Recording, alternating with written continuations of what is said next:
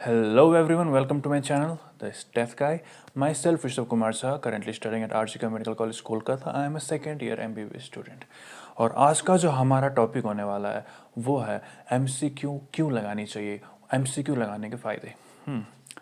और इसको मैं पॉइंट वाइज डिस्कस करने वाला हूँ। पहला पॉइंट, देखो, तुमने वो चैप्टर पढ़ा, तुमने लेक्चर किया, तुमने नोट्स रिवाइज किए, तुमने एनसीईआरटी भी पढ़ ली, पर उस पर्टिकुलर चैप्टर में तुम्हारी अंडरस्टैंडिंग कितनी हुई वो चेक करने का बस एक ही पैरामीटर होता है, एमसीक्यू लगाओ।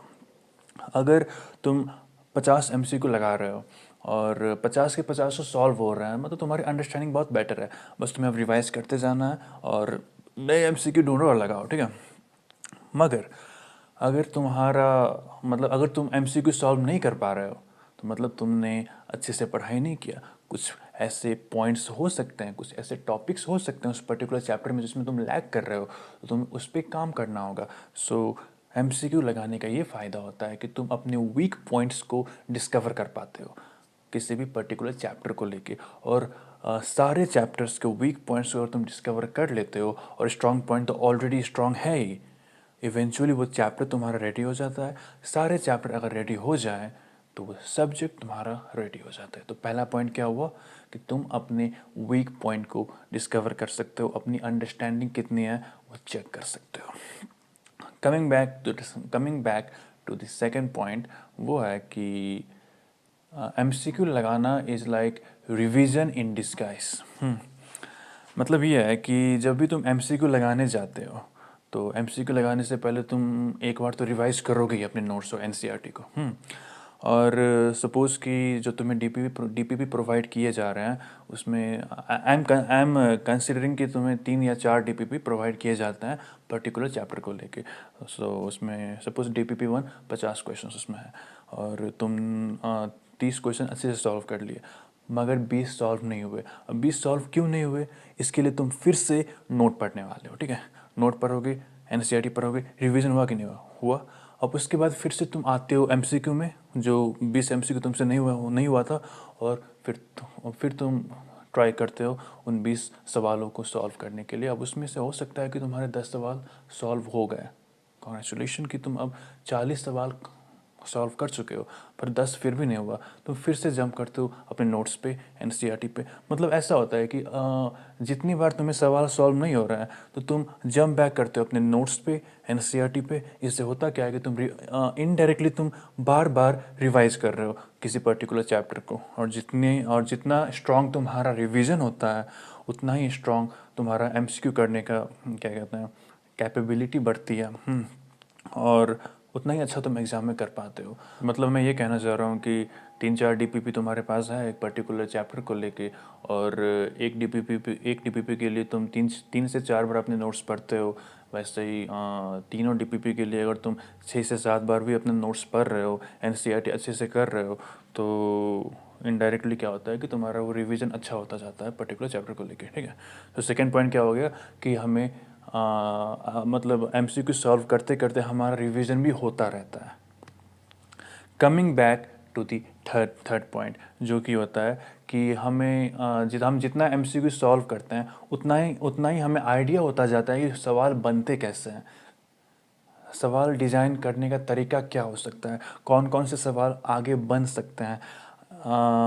एसर्शन रीजन जो कि अभी बहुत ज़्यादा पूछे जा रहे हैं वो किस टाइप से आ रहे हैं, कौन से पॉइंट से बनाए जा सकते हैं। मतलब इवेंचुअली क्या होता है कि क्वेश्चन को तुम समझ पाते हो, क्वेश्चन कैसे डिज़ाइन होता है वो तुम समझ पाते हो। तो जब तुम अपना नोट्स रिवाइज करोगे, एनसीईआरटी पढ़ोगे बार बार, तो तुम पढ़ते पढ़ते तुम्हें आइडिया हो जाता है कि इस पर्टिकुलर पॉइंट से ऐसे सवाल बन सकते हैं, और अगर ऐसा सवाल बना तो मैं ऐसे तरीके से उसको सॉल्व करूँगा। तो थर्ड पॉइंट क्या हो गया कि you understand the way of formulating questions.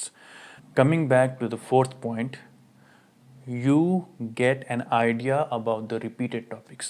देखो, तुमने एमसीक्यू सॉल्व कर लिया जो डीपीपी तुम्हें प्रोवाइड किए जा रहे हैं, तुमने पीवाईक्यू सॉल्व कर लिए। इससे होता क्या है कि तुम ढेर सारे क्वेश्चन से तुम क्या कहते हैं फेमिलियर हो गए, तो तुम्हें आइडिया लग जाता है कि कौन से टॉपिक से ज़्यादा सवाल आ रहे हैं, कौन सा टॉपिक मतलब पूछा ही नहीं जा रहा है, तो जो सवाल जिससे ज़्यादा सवाल बन रहे हैं, जिससे ज़्यादा सवाल पूछा गया है, तुम उस पर्टिकुलर टॉपिक को ज़्यादा अच्छे से स्ट्रॉन्ग करते हो। और जो पूछा ही नहीं जा रहा तो उस पर ज़्यादा दिमाग ख़राब भी नहीं करते, पर वही पढ़ लो, लेकिन तुम्हें आइडिया तो हो जाता है कि कौन सा टॉपिक रिपीट हो रहा है, तो और तुम उसको अच्छे से कर पाओगे, ठीक है, तो वो अच्छा होगा एग्ज़ाम के लिए obviously. So you get an idea about repeated topics and that is very important. And coming to the last point but not the least, वो है कि तुम्हारा कॉन्फिडेंस बिल्डअप होता है। Confidence is very important when you are preparing for any kind of exam. Confidence ना हो तो तुम चाहे टेस्ट पेपर में 720 में 720 ही क्यों नहीं ला रहे हो, अगर तुम एग्ज़ाम हॉल में कॉन्फिडेंस लूज़ कर लेते हो ना, तो वो 500-400 में तुम गिर जाते हो। तो कॉन्फिडेंस बिल्डअप होता है एमसीक्यू सॉल्व करने से। तुमने ज़्यादा एमसीक्यू सॉल्व किया तो उस पर्टिकुलर चैप्टर को लेके तुम्हारा कॉन्फिडेंस बिल्डअप हुआ, तुम कॉन्फिडेंट हो कि इस चैप्टर से अगर कैसे भी सवाल आए तो मैं बना लूँगा, क्योंकि मैंने 100-150 एमसीक्यू पहले ही लगा लिया है, ठीक है।